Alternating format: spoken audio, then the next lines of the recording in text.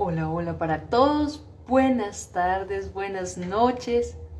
Muchas gracias por estar aquí. Bueno, hoy vamos a hablar sobre una temática muy chévere. Eh, Hola María, ¿cómo estás? Bienvenida, muchas gracias por estar aquí. Vamos aquí a hablar de una temática muy interesante sobre el tema de neurodiversidad, en la cual tenemos a una súper invitada, amiga y compañera chilena. Y bueno, vamos a pasar con ella de una vez. Entonces acá le voy a dar ver a la solicitud.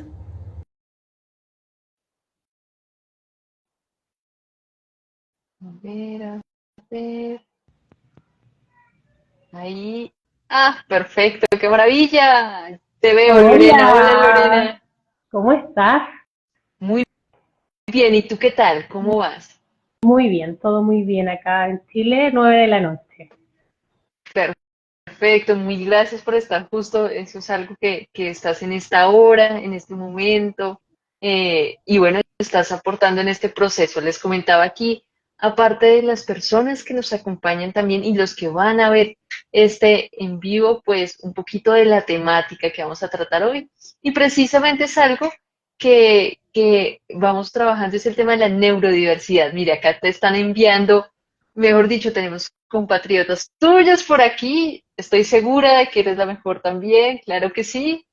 Y bueno, nada, pues bienvenidos a las personas que de pronto no me conocen tanto. Estamos aquí en presencia de Agoba Fisio de la Infancia, a la cual yo me dedico a temas de fisioterapia especialmente en el área infantil, pero justo congeniamos muy bien con estos temas de la neurodiversidad, que me parece que es muy bonito hablarlo y que a veces pues como que no comprendemos muy bien de qué trata y cuál es este tipo de metodología. Entonces, Lore, pues vamos a empezar, que te presentes, nos cuentes un poquito de ti y ahí iniciamos. Muchas gracias. Bueno, mi nombre es Lorena González Otárola, respondo a los pronombres femeninos, soy profesora de pregrado, el pregrado estudié pedagogía en castellano, me especialicé en educación y actualmente soy candidata a doctora en el área de innovación e inclusión educativa y precisamente en neurodiversidad.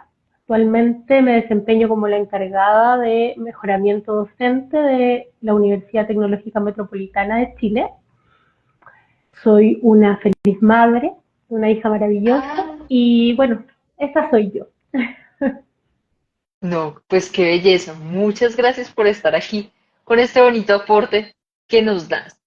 Y bueno, vamos a empezar por algo muy importante, querida Lore, y acá es algo que lo tengo anotado y es, bueno, que vamos a empezar por el principio como todo cuento, y es, ¿qué es la neurodiversidad? ¿Qué entendemos por ello? O más bien tú también, ¿qué entiendes por ello y cuáles son estos aportes actuales que has venido pues también desde tu experiencia? Bueno, la neurodiversidad es un concepto relativamente nuevo, también Ok. bastante dilemático porque no surge desde la academia, sino que surge desde el propio activismo. Es un concepto que data de los años 90, surge precisamente del activismo de colectivos autistas y luego comenzó su proceso, ¿cierto?, de establecimiento en la sociedad. También a finales de los 90 ya aparece en escritos Judy Singer, una socióloga australiana muy reconocida también en este campo, empieza a utilizar este concepto. Harvey Bloom también aparece ahí, lo publica en un diario. Pero básicamente es importante entender la neurodiversidad en una diferenciación conceptual. Primero entender la neurodiversidad como tal, que es básicamente un hecho biológico. Y es la variación que existe en el neurodesarrollo de nuestra especie, ¿cierto? Pero por otra parte, existe también algo llamado el movimiento de la neurodiversidad, que es precisamente este activismo que surge de los colectivos autistas, pero luego se suman otras personas neurodivergentes a este colectivo y lo que propone es nada de nosotras y nosotros sin nosotros, o sea, estar hablando de estas condiciones sin escuchar quienes la habitan, es irrespetuoso en el fondo. Y por otro lado, está el paradigma de la neurodiversidad, que es de donde yo realizo mi investigación y trabajo fuertemente también en la práctica docente y en entender el proceso formativo. Y el paradigma de la neurodiversidad es una perspectiva específica de la neurodiversidad que indica que esta variabilidad del neurodesarrollo puede ser valiosa y puede enriquecer el contexto educativo, así como otras múltiples diversidades existentes. Y desde ahí se construye la idea de que yo debo, en el ámbito pedagógico, diseñar experiencias pedagógicas a partir de la creencia inmediata de entender que en mi sala de clases va a existir una variabilidad del proceso del neurodesarrollo. Es decir, voy a tener estudiantes que son neurotípicos, es decir, que se ajustan al patrón típico, ¿cierto?, o estándar del neurodesarrollo que señala la sociedad, como también van a haber estudiantes neurodivergentes que son quienes divergen de ese patrón de normalidad establecido por la sociedad. Y desde ahí se construyen dinámicas pedagógicas que intentan incluir realmente a todo el estudiantado. Y tú me preguntabas cómo este vínculo entre la neurodiversidad y el impacto en la educación inclusiva, y ahí ocurre un fenómeno que se tiene que entender como desde un poco más atrás, cuando pensamos en las perspectivas de la discapacidad.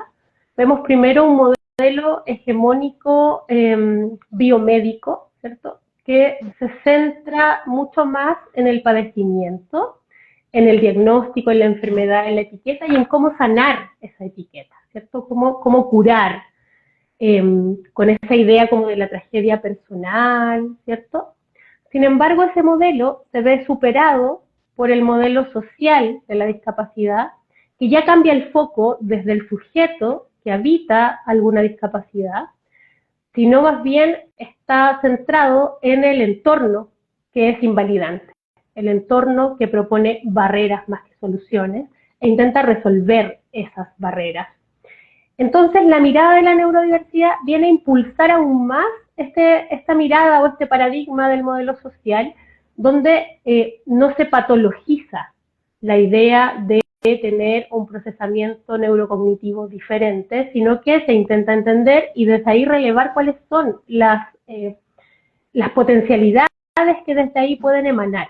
Eso no anula la idea de que básicamente pueden existir comorbilidades asociadas a ciertos diagnósticos que se dan, y que se dan también cuando pensamos qué difícil es sentirse todo el tiempo distinto, pensar que todo el diseño pedagógico está pensado para un tipo de procesamiento y yo no calzo ahí.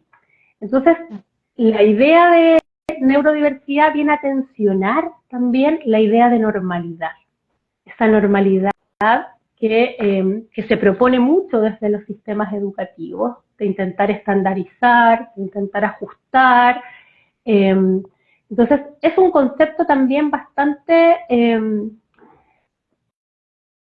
subversivo y también dilemático, que falta mucho por explorar, pero es una perspectiva y una mirada acerca de un tema puntual, que es este, ¿cierto? El de tener esta diversidad neurocognitiva. Wow, wow. Eso que dices es grandioso porque efectivamente eso se ve mucho, particularmente lo digo yo que me la paso, o bueno, uno de mis abanderados realmente es el tema de la escuela, ¿no? De este aporte que de pronto puede hacer fisioterapia en las aulas escolares, y uno ve ello, ¿no? También los profes intentando hacer temas de pedagogía, pero claro, como todo al mismo tiempo llega a ser muy cuadriculado, entre comillas, muy sesgado por diferentes políticas que intentan como incluir, pero solamente a veces por describir, pero no saben realmente desde qué es lo que está pasando o qué es lo que pasa científicamente, ¿no? Cómo entendemos un cerebro, cómo también entendemos ciertas perspectivas, que no es malo, Eso es lo curioso, ¿no? Hemos estado tan encasillados culturalmente a decir que algo es bueno o malo, ¿no? Cuando de pronto todo es neutro de alguna forma.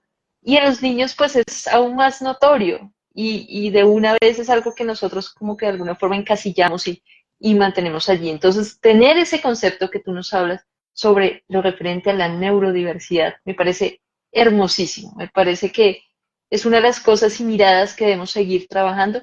En Colombia yo no lo noto tanto y me alegra mucho con estas sincronicidades de la vida, pues haber encontrado tú que hablas sobre ello y que tu desarrollo realmente desde tu profesión también y lo que se estás viniendo haciendo, pues es frente a esto.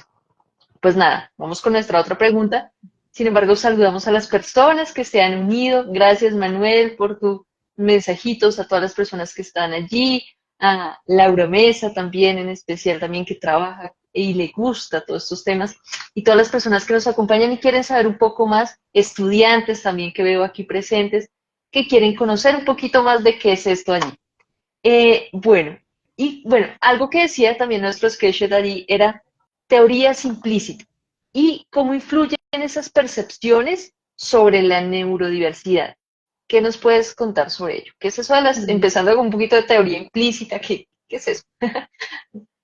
Mira, eso se refiere a esas ideas o creencias que Ujú, tenemos internamente, que en el fondo muchas veces no las decimos porque pueden ser políticamente incorrectas, no las manifestamos, pero las demostramos al momento de comportarnos o en nuestros propios discursos.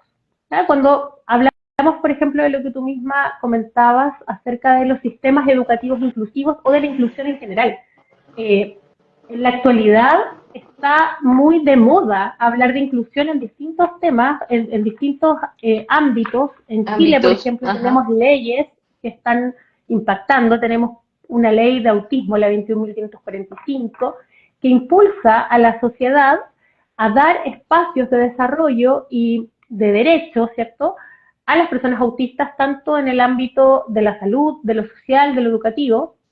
Sin embargo, cuando uno conversa, a mí me toca trabajar muchísimo con docentes y con estudiantes. Mi investigación en general está basada en las percepciones y los discursos que voy recolectando. Y ahí pasa que cuando tú le preguntas directamente a alguien si se considera una persona inclusiva, que piensa, por ejemplo, de la neurodiversidad, mayoritariamente vas a tener un discurso muy bien hecho. Muy pocas veces alguien va a decir, no, la verdad es que yo no acepto este tipo de personas.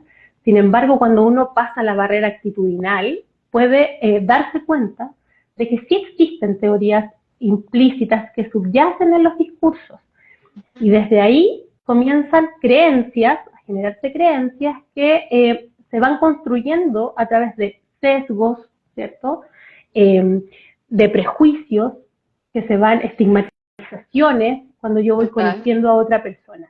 Y esas teorías implícitas respecto de, sobre todo, estos diagnósticos que están dentro de la neurodivergencia, van transformando a las personas que habitan la neurodivergencia en diagnósticos flotantes, donde las demás personas, que sobre todo cuando hablamos de docentes o profesores, muchas veces tendemos a explicar todas las características, las singularidades Sí. de nuestras y nuestros estudiantes en función de dichos diagnósticos. Entonces, esas teorías implícitas que implican el cómo vemos son las primeras que hay que modificar, son las primeras barreras, son los primeros obstaculizadores para desarrollar políticas inclusivas. Ujú, Porque la de ley acuerdo. evidentemente ampara un comportamiento, pero si yo quiero cambiar las prácticas, primero tengo que cambiar el cómo vemos. Esta idea como muy utilizada de sacarme estos lentes y ponerme otros y Sí, mirar desde ahí, es lo primero que hay que hacer y es lo más complejo, porque no podemos negar cómo estamos estructurados. En el fondo, esas ideas de deconstrucción que también son muy actuales de nuestros propios discursos, de nuestros propios saberes, también aplica en la inclusión. La inclusión es un tema político que implica el ujú, cómo vemos al otro. Entonces hay que ir desmenuzando y no negar cómo estamos estructurados, que hemos sido socializados en un sistema capitalista, en un sistema capacitista, de competencia, y eso va a generar ciertas visiones respecto del otro que es distinto a mí. Entonces, esas teorías son las primeras que hay que poner sobre la mesa y tensionar esas miradas tradicionales. Pensemos también en la escuela como un espacio también muy normativo, que Sí, intenta de acuerdo. normalizar, ¿cierto? Y pasa lo mismo en la universidad. Yo trabajo en universidad y entiendo que el estudiantado entra de alguna manera, pero tengo un perfil de egreso que es estático, donde todo este grupo tiene que salir de cierta manera porque tiene que cumplir con un rol en la sociedad. Por ende, es tan importante como poner sobre la mesa la idea de estas teorías implícitas, no solamente a nivel individual, sino que también a nivel de sistema, porque cuando hablamos de inclusión, no podemos seguir como con estos discursos de inclusión si no empezamos a diluir el concepto de normalidad, que está a la base de nuestra teoría implícita. Lo que tú decías hace un rato, ¿cierto? Esta cosa de categorizar lo bueno, lo malo, lo sano, lo insano, lo normal de lo anormal, es muy propio de los sistemas. Y eso es contrario y muy contradictorio con los procesos de inclusión. Y el concepto de neurodiversidad un poco empuja a eso, a sacar esa teoría implícita que está dentro, que es una creencia donde nosotros tenemos súper arraigado digamos, el dominio de la normalidad y comenzar a entender esta diversidad no solamente como algo donde eh, yo, que soy normal, voy a incluir a alguien que no es normal, sino que entenderte mucho más allá del yo, ¿cierto? De la mismidad, salirte de ahí y mirar este espacio que es diverso. La neurodiversidad no es una característica de un sujeto en específico, es una característica colectiva. La neurodivergencia o la neurotipia son características propias de un sujeto, pero cuando hablamos de neurodiversidad Wow. hablamos de un grupo de personas que comparten una diferencia que los hace, ¿cierto?, este grupo neurodiverso. Y entonces mirar desde ahí implica romper con esas teorías implícitas, porque si no, queda en el vacío o en la cristalización de lo que pasa con la educación inclusiva muchas veces, cuando se asocia como a lo especial, como que es un Sí, campo, una de tierra de acuerdo. nadie que está como en otro espacio, que no es mi espacio como pedagógico, sino que eso debería ser de las personas especialistas en lo especial, una cosa de desarroparme como docente de esa responsabilidad ética de entender el espacio educativo como un espacio diverso. Yo creo que ahí las teorías implícitas tienen que tener un rol importante, no hay que desconocerlas, hay que Sí. mantenerlas y hay que intencionarlas para poder de verdad intervenir y de verdad ir trabajando estos términos para que no se queden solamente como una moda. De acuerdo, de acuerdo. Y partiendo de eso, algo que dices entonces, la siguiente pregunta sería entonces, ¿cómo podemos replantear eso en la educación? O desde tu experiencia, desde tu visión, o por qué no de pronto desde cosas que lo hayan ustedes ir desarrollando, ¿cómo lo replanteamos? ¿Cómo ves eso de replantearlo en educación? Sí, muy buena pregunta y muy compleja también, ¿cierto? Me imagino. Este camino es un camino como de andar y desandar, muy profundo.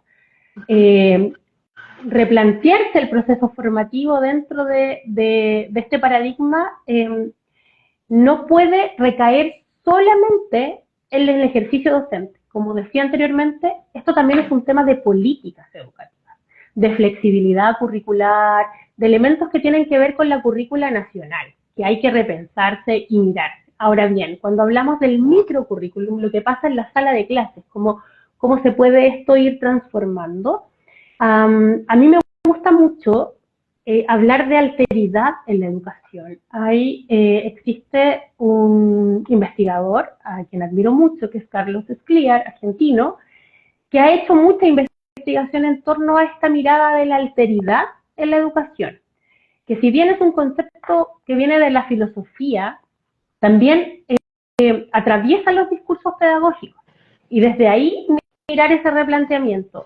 Con eso no solamente solamente pensar como en esta idea de empatía, de empatizar con el resto, sino que más bien de replantearse la mirada de cómo vemos a los otros en educación, desde dónde miro, porque en el fondo el ejercicio pedagógico, lo que se da en el proceso de aprendizaje y enseñanza, es un proceso comunicativo, es un proceso entre personas, que debería darse una relación de relaciones de alteridad, no solamente una, o sea, en el fondo no singularizar a este que es distinto, le voy a dar esto distinto, Sí. sino que más bien pensar que hay relaciones de alteridades al interior de la sala de clase. Y para eso hay propuestas que se han establecido en distintos países. Acá en Chile, en la currícula nacional de escolar, se trabaja también, en Europa se está trabajando mucho también en la universidad, que tiene que ver, por ejemplo, con el diseño universal para el aprendizaje. Que lo que propone son principios, el DUA, ¿cierto? Que propone principios de variabilidad, es decir, poder proponer al estudiantado al momento de aprender múltiples formas de representación de lo que estoy enseñando, de lo que estoy entregando, múltiples formas de expresión de lo que ellas y ellos están manifestando y múltiples formas de motivación.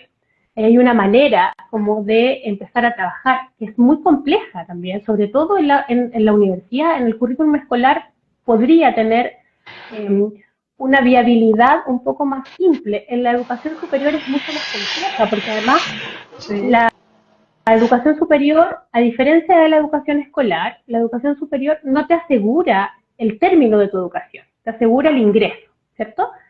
Cada cual tiene derecho a ingresar a la universidad con ciertos parámetros, pero la trayectoria que tú tengas en este proceso ya no está, ¿cierto? Asegurada. Por lo tanto, ahí es súper importante pensarse muy bien las estrategias, pensarse las estrategias pedagógicas desde la sala de clase, ¿cierto? Por ejemplo, con el diseño universal para el aprendizaje, también el aprendizaje mediado, que en el fondo propone Feuerstein desde la idea de la modificabilidad cognitiva estructural, es decir, el cerebro, hay una plasticidad cerebral, es decir, hay una persona que transita un espacio, la persona que ingresa no necesariamente es la misma que termina. Y desde ahí diseñar, no diseñar de manera estática. Entonces, las propuestas para poder incorporar el paradigma de la neurodiversidad en la sala de clases transitan desde la práctica docente, que eso implicaría también una capacitación muy profunda al cuerpo docente, que muchas veces también está muy abandonado y requiere de esos apoyos institucionales porque se ven enfrentados a estas situaciones y no saben cómo abordarlas. Entonces requieren una capacitación profunda. Por otro lado, se requieren también materiales adecuados para poder trabajar. Se requiere también un espacio, se requieren temas estructurales. El ruido, por ejemplo. En alguna investigación que hice unos focus group con estudiantes neurodivergentes y había un estudiante que decía, me duele el ruido. Así de impactante, me duele. Wow. O sea, me duele el ruido que se escucha. ¿Cómo no podemos generar un espacio que no tenga ese ruido? Entonces, el espacio en el cual también están situadas las clases, el acondicionamiento es súper importante y hay que considerarlo a la base, no solamente la teoría pedagógica. Para que la teoría pedagógica funcione, se requiere de un espacio físico que habilite, que permita que todas y todos puedan participar de manera justa, ¿cierto? Desde una perspectiva de derechos, si no se está pidiendo nada más, ¿cierto? Que todos puedan participar en ese espacio. Y por otra parte, también creo que se tienen que trabajar muy fuertemente en campañas de sensibilización, porque para poder mover esto, para poder generar cambios reales, el proceso formativo no se da solo en la interacción docente-estudiante. O sea, podemos capacitar mucho al cuerpo docente, al estudiantado, pero también hay otras personas que están en ese espacio, ¿cierto? En el espacio educativo hay personas que trabajan a nivel técnico, a nivel de servicios, ¿cierto? De atención, todo eso tiene que estar en la misma sintonía, porque si no, insisto, va a quedar en un fenómeno aislado. Y estas trayectorias luego hay que acompañarlas, porque pensemos en personas neurodivergentes que posteriormente se tienen que incorporar al mundo laboral. Entonces, esas trayectorias también hay que pensarlas muy bien y generar políticas que mantengan esta idea. Y para eso, insisto, y volvemos a lo mismo, habría que replantearse los conceptos de normalidad que tenemos profundamente establecidos y que muchas veces cuando uno los analiza dice, bueno, ¿qué es la normalidad? Es una ficción, Sí, porque yo podría preguntarle a alguien que esté acá que me diga, oye, ¿sabes que yo soy la normalidad encarnada en todas las líneas de lo que significa? No he conocido a nadie que me pueda decir eso aún. Entonces yo creo que ahí habría que hacer esos ajustes, esas modificaciones, es un camino largo.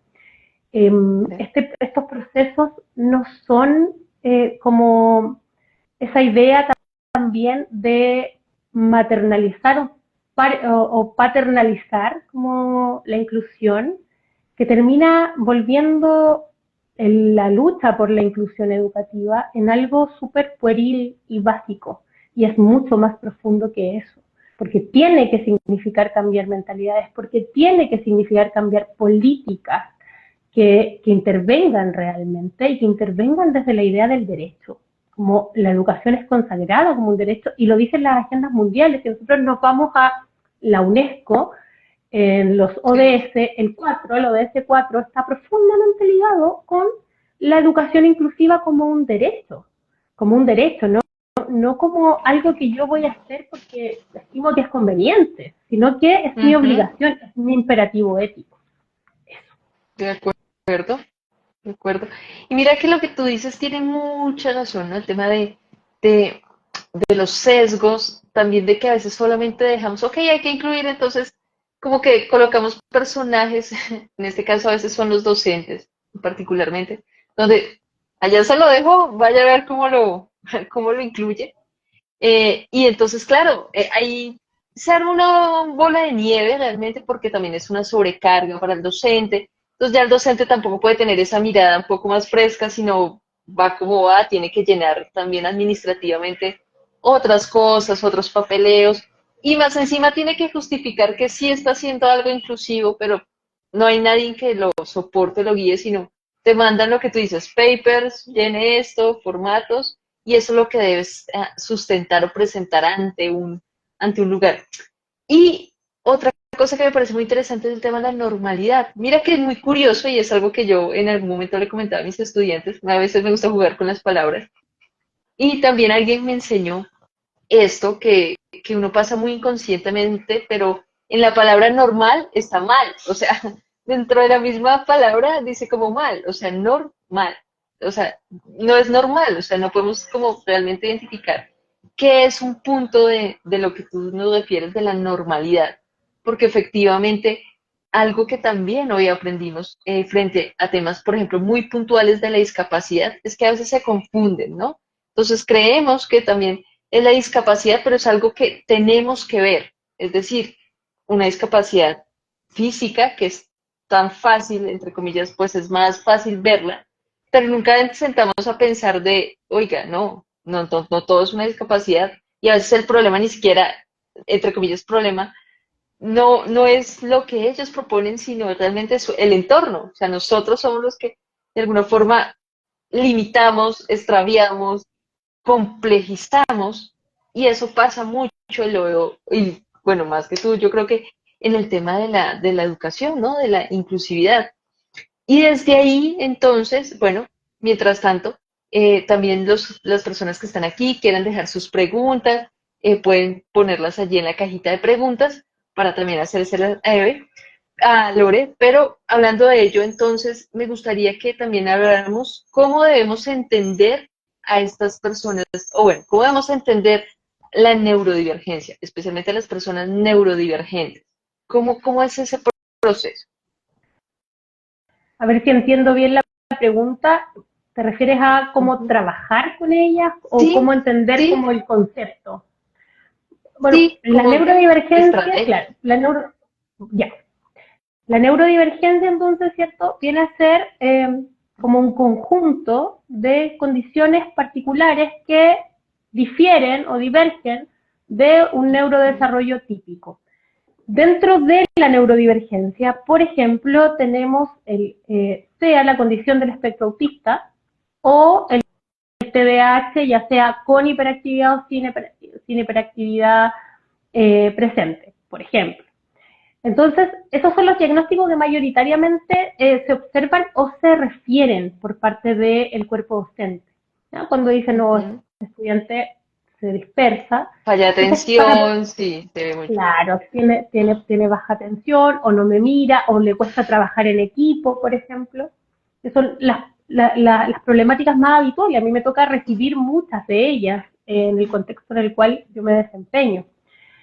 Y desde ahí, desde la mirada del paradigma de la neurodiversidad, no se trabaja con estrategias puntuales para un sujeto en particular, Okay. porque como hablábamos anteriormente, se entiende esta mirada más bien del espacio compartido donde hay procesos del neurodesarrollo que son diversos. Por lo tanto, lo que sí se sugiere, porque les va a servir a todas y todos, en especial, Sí, ¿cierto? Puntualmente en esto, son algunas estrategias bastante pequeñas y pareciera simples, que tienen que ver, por ejemplo, con las instrucciones, que es un tema también que ha traído muchas dificultades, por lo menos en el campo universitario es muy difícil hacer. Ahora ya nosotros tenemos una conciencia, el cuerpo docente está mucho más sí. consciente de la importancia de la instrucción clara, de la anticipación a las actividades, que reduce la ansiedad, baja esos niveles, ¿cierto?, de estrés que se potencian en personas autistas, por ejemplo, que requieren de una mayor anticipación y organización. Entonces las instrucciones, ojalá claras, las instrucciones escritas, no solamente orales. También es súper importante pensarnos en cómo vamos fijando los objetivos de las tareas que vamos dando. Ocurre mucho Sí. también en los programas de estudio o cuando uno inicia una asignatura, que el objetivo final es al final del semestre.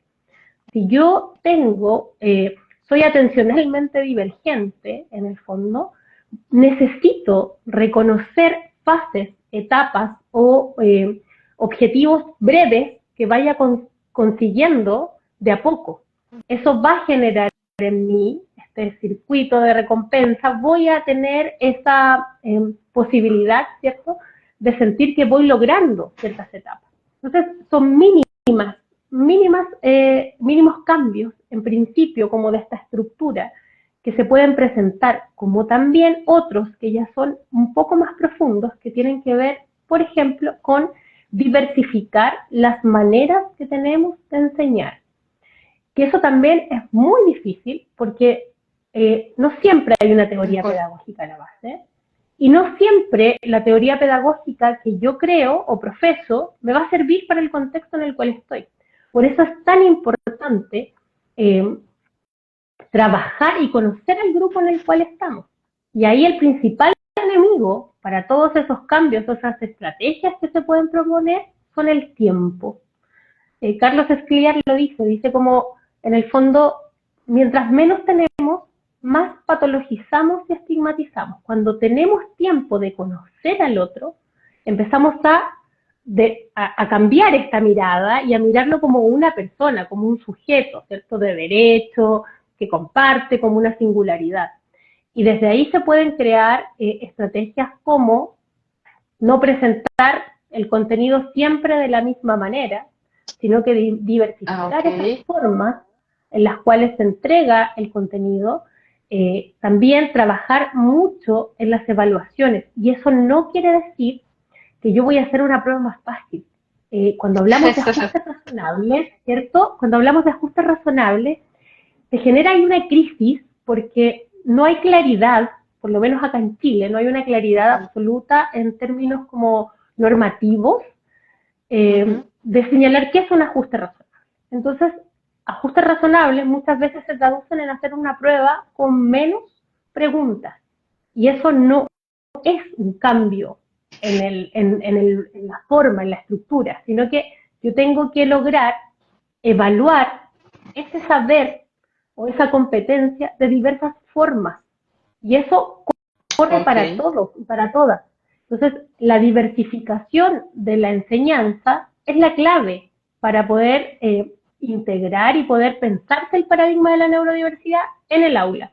Para eso, diseño universal para el aprendizaje, para eso, ajá, aprendizaje mediado y generar sí. esas estrategias, pero que sin duda requieren un compromiso institucional porque no puede ser solamente desde la mirada del profesor o la profesora solitaria, Debe estar acompañado, sí, debe estar debe estar apoyado acompañado. también. Wow. Wow, nos das unas miradas neurodiversas. Ese término está muy chévere. O sea, sí conjuga muy bien, porque yo creo que más de uno de nosotros no conocía, y lo que tú dices se vuelve a veces una moda, una etiqueta, pues, y uno lo va hablando así como mal, así, sin nada, pero mira todo lo que lleva detrás. Además, porque me gusta que también es una mirada integral. Es una mirada que aplica para todos y no solamente, porque todos tenemos nuestras cosas realmente. Algunos, si uno no se ve, el tema de atención, después de pandemia, estos casos que aumentaron en los niños en general también, la forma de enseñanza no es la misma, ya se tiene todo este tema de la virtualidad, de las pantallas, que también esto genera unos cambios que ya hemos visto a nivel de su cerebro, estos cambios anatómicos, y más encima no hay movimiento, que era otra de las cosas que nosotros veníamos hablando como buena fisioterapeuta y el campo de estudio del movimiento corporal humano, pues también se veía eso muy bajito, altos índices de sedentarismo, mayor fallas también de sus funciones en general, funciones ejecutivas superiores, atención, concentración, memoria, pero sobre todo el tema de control inhibitorio, ¿no? El tema de que se pudieran mantener dentro de una aula.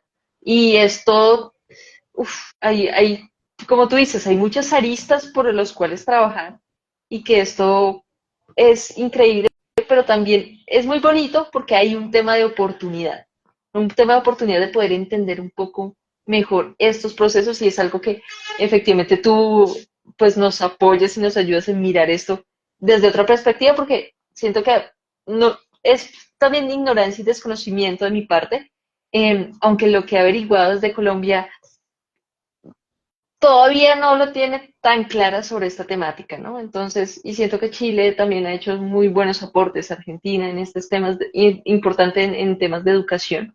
Y bueno, como última pregunta, me gustaría decirte cuáles son esos principales obstáculos para lograr una educación inclusiva que valore la neurodiversidad. Bueno, como lo hemos ido conversando, principales obstáculos tienen que ver con las creencias, con los Sí, prejuicios, con los discursos de normalidad, los discursos homogeneizantes que están siempre muy presentes. Cuando hablamos de neurodiversidad no anulamos al sujeto neurodivergente porque en el fondo es inevitable y es también un deber hacer notar que para una persona autista va a ser mucho más difícil mucha de su participación en la sociedad que para una persona neurotípica. Eso es así. Y esas son las barreras que hay que ir primero eliminando, que tienen que ver principalmente cómo se desarrollan las políticas en cada uno de los países, pero también con las visiones que se entregan, con la creencia que se tiene, con la idea de normalidad que está súper atravesada en todos nuestros discursos. Y no solamente ocurre con la neurodivergencia, ocurre también, y nos pasa mucho, por ejemplo, con los fenómenos de migración, por ejemplo, en cada uno de los países. Lo diferente, lo otro me perturba. Es así. Cuando pienso en lo otro que es distinto de mí, ¿no? Me perturba y genera esa tensión. Y esa tensión genera rechazo, genera estigmatización, genera patologización, genera el bullying, genera, ¿cierto? La exclusión. Entonces, esos primeros fenómenos son las primeras barreras que no solo se dan adentro de la sala de clases, se dan en el parque cuando salgo a jugar, cuando camino por la calle, con mis vecinos, con mis vecinas, en todo ámbito. Entonces, ese primer proceso es un proceso que hay que modificar y que la modificación de ese tipo de procesos es muy complejo. Luego también tenemos las barreras que tienen que ver con lo que también conversamos, con lo estructural, con los espacios cuidados, los espacios sensoriales, los ambientes propicios para aprender, para disfrutar, para estar, que también ahí hay un tema súper importante. En Chile sí se están haciendo muchas cosas, hay incluso en términos de recreación, de acceso a la cultura, en el Centro Gabriela Mistral, que es un centro cultural muy importante acá, están haciendo funciones que son amigables con las personas neurodivergentes en tanto los estímulos visuales, auditivos, ¿cierto? Sensorial. Que presentan, sensoriales en general, entonces ahí también hay que poner un foco en la atención, no solamente en cómo influimos, sino que también en lo sensorial, que también sigue siendo una barrera. Por lo tanto, para poder hacer estas modificaciones, primero hay que poner sobre la mesa cuáles son las barreras de participación, y para eso hay que escuchar a las personas que habitan la neurodivergencia, que tienen mucho que decir y que tienen mucho que contarnos también para poder hacer las modificaciones que tenemos que hacer.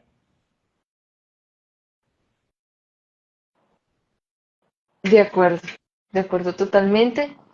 Eso es bonito, ¿no? De poder ser partícipe y escuchar a veces nosotros, muchas de las leyes también en general. Yo creo que eso pasa en todo en general. Las hacen, pero nunca son las personas que están involucradas más tiempo, las que llevan mayor experticia en estos momentos y que se quedan ahí. Y claro, ellos lo hacen desde un sustento, a veces trayendo cosas, replicándolos de otros países, pero que culturalmente, históricamente, pues no son aplicables. Y bueno, pues nada, mi querida Lore. Primero, si alguien tiene preguntas, si quieren dejar sus preguntas, pueden escribirlas allí. Y bueno, me gustaría que nos dejaras esa reflexión final, esa reflexión para seguirla pensándola, para seguir trabajando. Cuéntanos, más también solo por curiosidad, ¿en qué andas, en qué estás trabajando, cómo es tu proyecto hacia ese tema de investigación del doctorado que tienes, a qué le estás apuntando con ello también?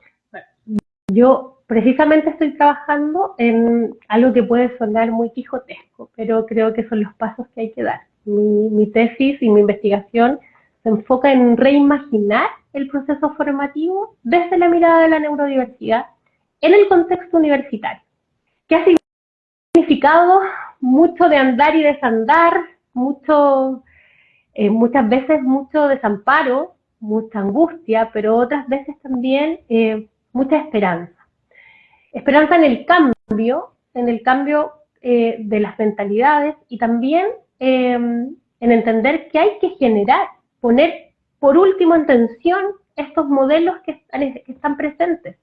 Los cambios no van a ser rápidos, sin embargo se entiende que estos cambios tienen que ocurrir y en el caso precisamente de la investigación que yo estoy llevando a cabo y que he llevado a cabo, estoy siempre considerando las voces de quienes están en la práctica misma. Mi trabajo tiene una perspectiva fenomenológica en general, desde la mirada de los discursos y las experiencias de quienes habitan estos espacios para poder recogerlas e ir haciendo modificaciones. Entonces ahora me encuentro en ese punto. He trabajado mucho con docentes y estudiantes de la universidad en la cual estoy. Estoy también en conversaciones con otras universidades chilenas para poder implementar estos cuestionarios, estas investigaciones en sus campus para ir generando modificaciones. Tenemos ahora, como universidades chilenas, la obligatoriedad de cumplir con planes y con políticas de inclusión al interior de nuestra institución. Son requisitos de acreditación. Por lo tanto, en la actualidad tenemos el panorama abierto, tenemos el espacio para poder lograr esto, que muchas veces parece una ilusión, y hacerlo de manera realista y hacerlo sobre la base de evidencia, tanto científica como pedagógica, y también de quienes viven este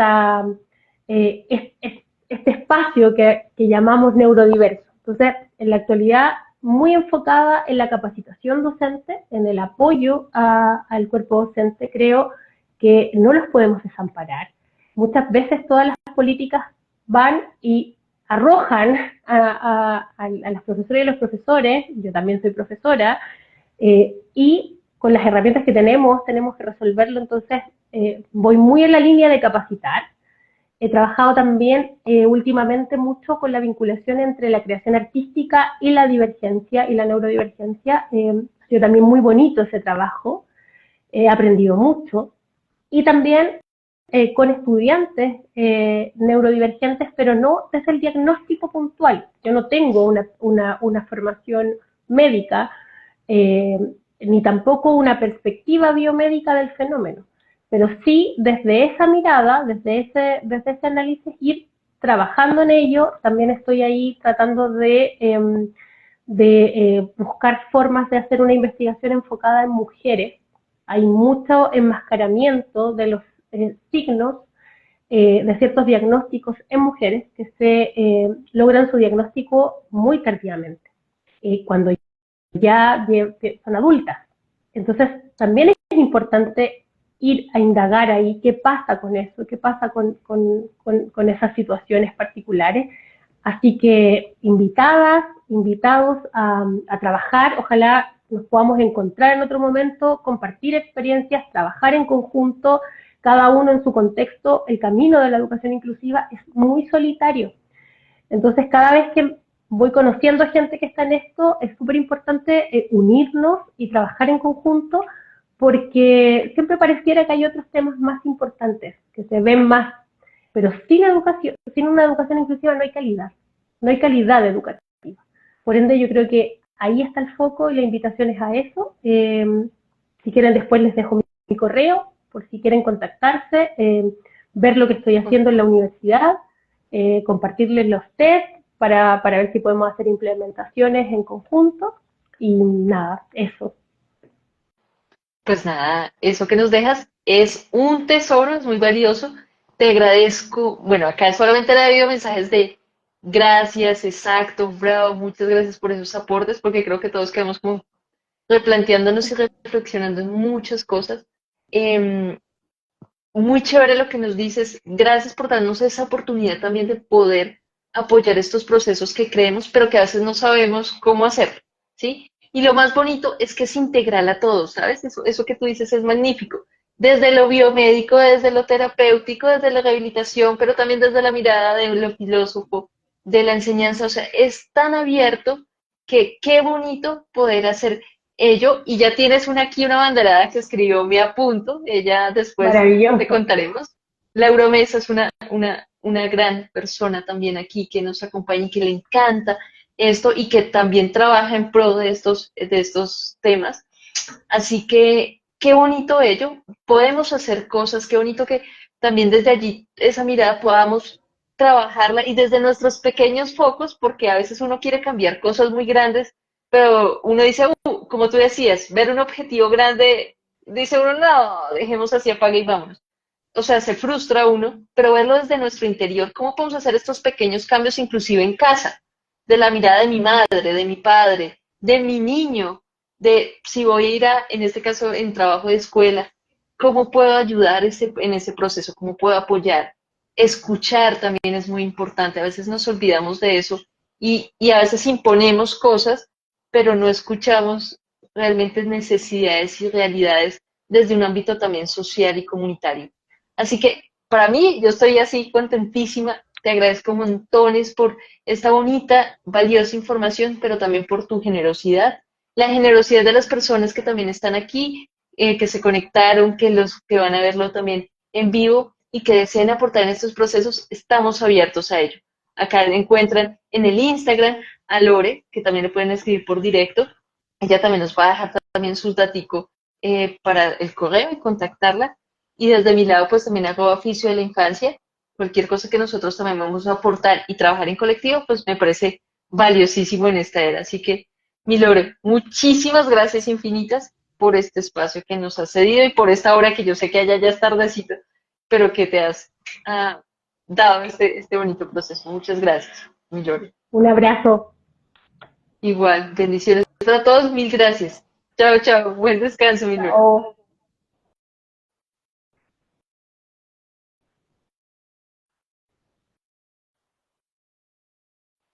Bueno, muchas gracias a todas las personas que nos acompañaron.